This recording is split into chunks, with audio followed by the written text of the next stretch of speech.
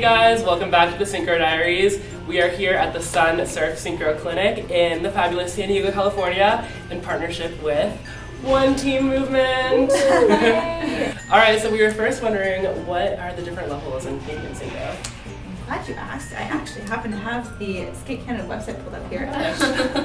So we start with beginner 1. Okay. The next level is beginner 2.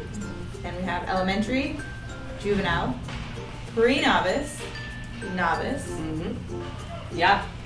Intermediate, open. My favorite category, of course. Been in it for a long time.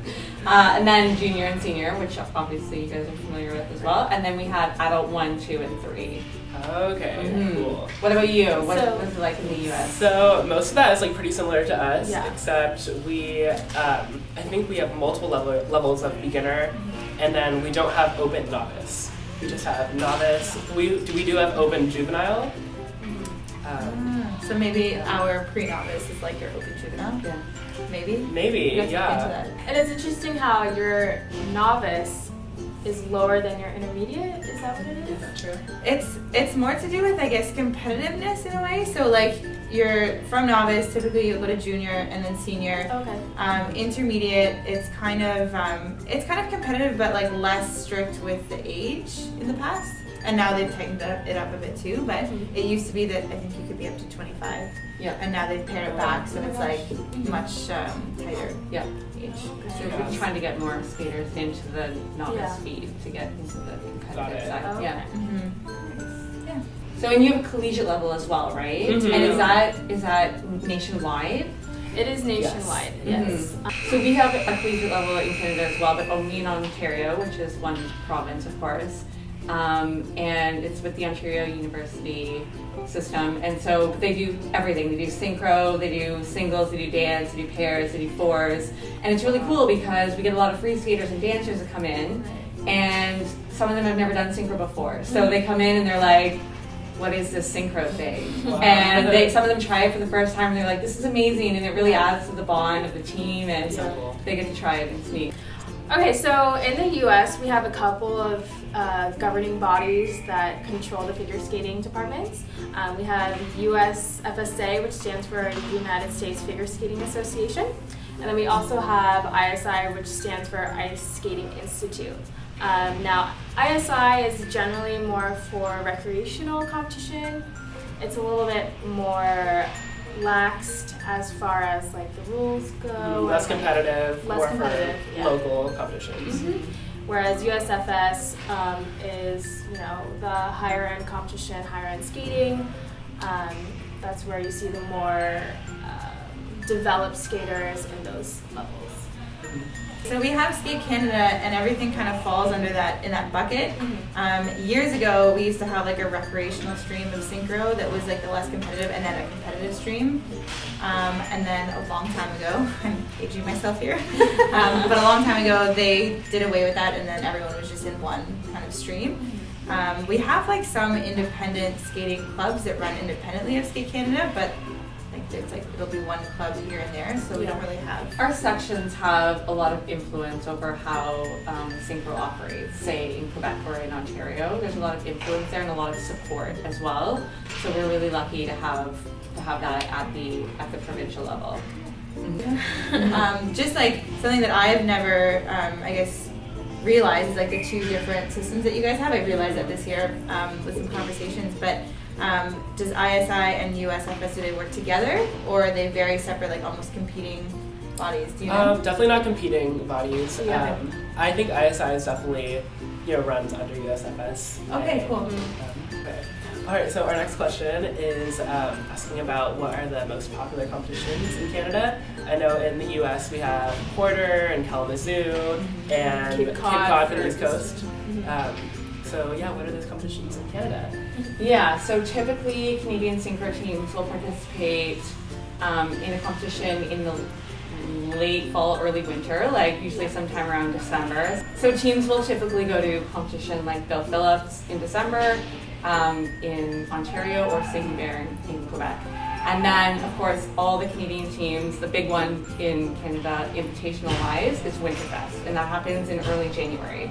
And that's also our Junior World Qualifier, right? So, and then there's usually 1 or 2 smaller invitational competitions that team will go to. They'll go to their regional qualifier for nationals, and then national skating championships, yeah. Okay. Yeah.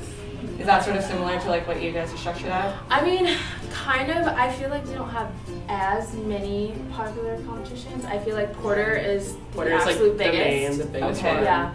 That's like your kickoff. Yeah. Almost like a mini nationals. Because every That's like team is Winterfest. there. Yeah. Winterfest is Yeah. a mini nationals for sure. Yeah, even though it's like the Same. first competition, it's like the biggest. It's interesting because in Europe they start their season so much earlier, and we're only having our first main competition in December. Mhm. So the And season even then, it's like early. and even then everybody's like, I know. whoa, are we ready? I don't know. Like I know Finlandia trophy is like in October. Crazy. or- Yeah. Right? I don't know how all those teams look amazing even then. Yeah. It's crazy. But it's interesting the different cycles. Yeah, and I think that that's the direction that the sport is moving in, right? If we want to be aligned with the Yeah. Olympic timing, those early competitions are going to be much more popular. Yeah. Sure. Okay, so here in the US we have qualifying competitions, and that starts with sectionals. So our sectionals is split up into 2 competitions. Since the Pacific Coast is so small, we actually merge with the Midwest. So it's Pacific Coast and Midwest are all at one location. And then Easterns, I do believe is at either the same time or maybe a week after or before. And depending on the placement for the USFS levels will determine who goes to nationals. That's also a really big competition for our 6.0 levels. So that's our open juvenile levels, our pre-juveniles, our really, our low level. Preliminary. So that's interesting that you haven't transitioned all of your Yeah. synchro off of the 6.0 system, Yeah. because in Canada we've moved everything over to And only recently juvenile switched from 6.0 to USFS. Mhm.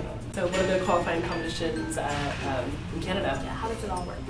qualifying competitions. So does Winterfest, is that, I know Winterfest is your junior Yeah, qualifiers. so the junior and senior teams qualify. So junior qualifies at Winterfest for Junior Worlds, because of course Junior Worlds is so close to after our national championships, and the senior team will qualify after national championships. Yeah.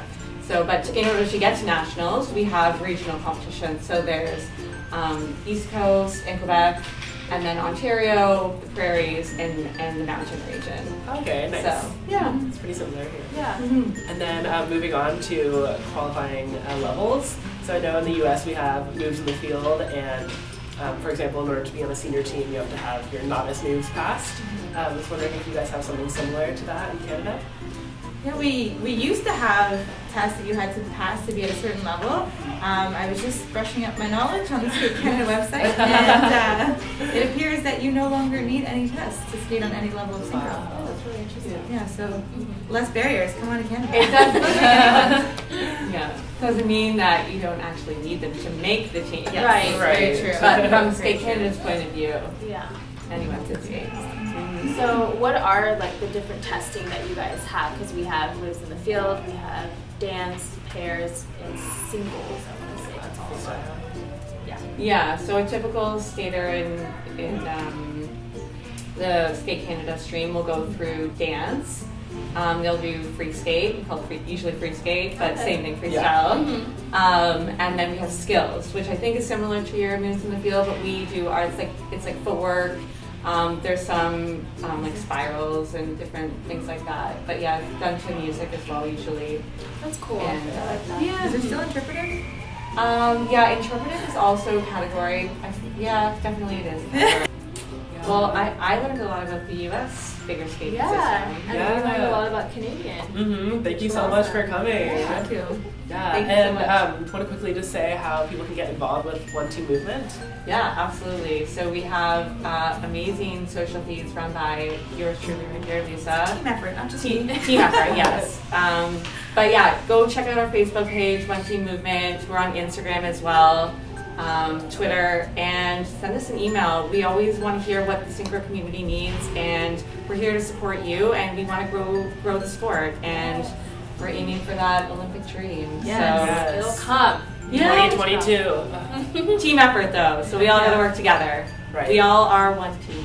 Yes. Yeah. And all social media links will be down below. Yes. Yeah. All right, guys. Well, that is the end of this video. Thank you so much for watching, and catch us in the next video. Bye. Bye. Bye.